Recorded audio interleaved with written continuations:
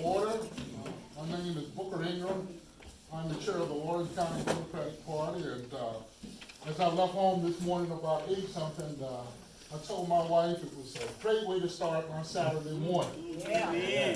She told me you need to be back by 1 o'clock in the morning lunch. So That's right. we're going to try to stay within that time frame. The first thing we want to do, if we could stand and give a pledge of allegiance to the flag.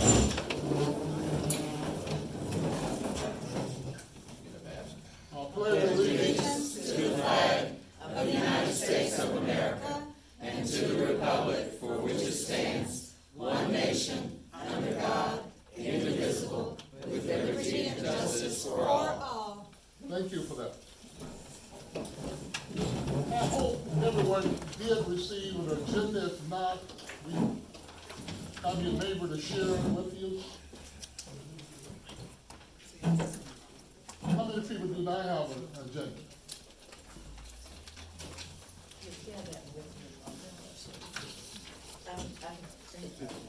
You got it? I gave them one, I gave them mine. Oh. I forget my neighbors. Okay, we're gonna follow the agenda here. I'm glad for our members who are here this morning. We hadn't met, since, February. And, in March, we took time off to postpone the meeting because we had our county convention. I was glad to see the attendance for the county convention. We did put the February 28th meeting, we posted on YouTube. And if you hadn't seen that, reviewed that, it was a great meeting where we had one of the professors from Presbyterian College who lost her job because of her comments that she made from Charlie Kirk. And it should have never happened. That's right. I'm pleased that we have a candidate here, well, she's within our party, who's gonna challenge Charlie Kirk. And we'll try to turn this situation around. We need new faces That's right. in new places. That's right. That's right. So if you all get a chance to YouTube that, please do it. It was a very interesting meeting, and we gained a lot and learned a lot from that. Also, would like for you all to approve the agenda for this particular meeting. Do I have a motion to approve? All right, thank you, Senator Bryan. A second? Second. Thank you, Sue. All those in favor of approving this agenda, say aye. Aye. Those opposed? The agenda is approved unanimously. We do have a treasurer's report for our membership. And I don't know if all of you all have this, but our treasurer, who is a CPA, he's really busy this time of the year. He could not be here today, Rob Wiesner, but he was kind enough to prepare the financial statement.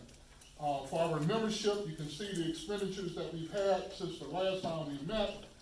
And for our county convention, we still, at the beginning of this particular month, we have, given those expenditures, we have a balance of over $5,000, and we probably utilize that, some of that money within the coming month of May. But that's the report from the treasurer, and I just wanted to go over a couple of things that we've done recently, because I know today is a day that we're going to dedicate it to all of the candidates who are running for office. And it's an impressive list of candidates. And I really feel good about our chances now. I did send to the general membership a Huffington Post map in which they looked at all of the 50 states and where Trump is standing at this particular time. A super majority of the states had him underwater. There may have been 10 to 12 states like Wyoming, North Dakota, South Dakota, where he was above water. So I think we're in a pretty good position as a Democratic Party, and it's the first time, I think, Senator Bryan, correct me on this, this is the first time in a decade or two that we've had Democrats on the ballot on all 124 districts within the state of South Carolina. So I applaud those candidates for here and taking on this challenge. And the historical record will be very clear. You all are right on the right side of history. Oh, And I that's greatly 50 years. appreciate that. We need not, we will have the candidates to discuss, the state of our, country and the state of our state, so we'll get some of that. I want us to discuss that very much. But I did want to share with you all that our party has a letter writing committee, and we've submitted a number of letters, to local newspapers. The most recent one was published, and some of you all might see this on the back of your agenda.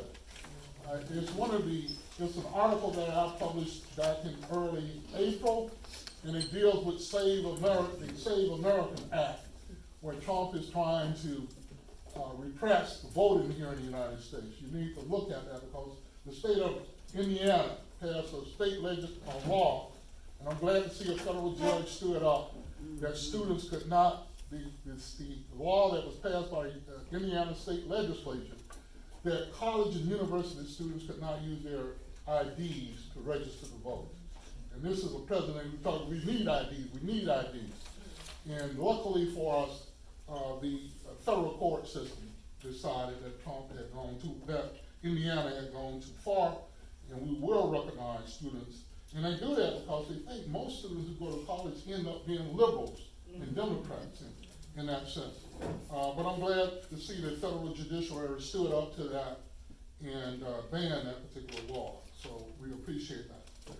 Well, I'm gonna move on because I think the primary reason you are here today is to meet our candidates. And at this particular point, in getting us through all of that, I'm gonna ask Kelly to come, and she's gonna oversee this particular process. And we'll get to know our candidates, and we'll look forward to what you have to say. Thank you very much.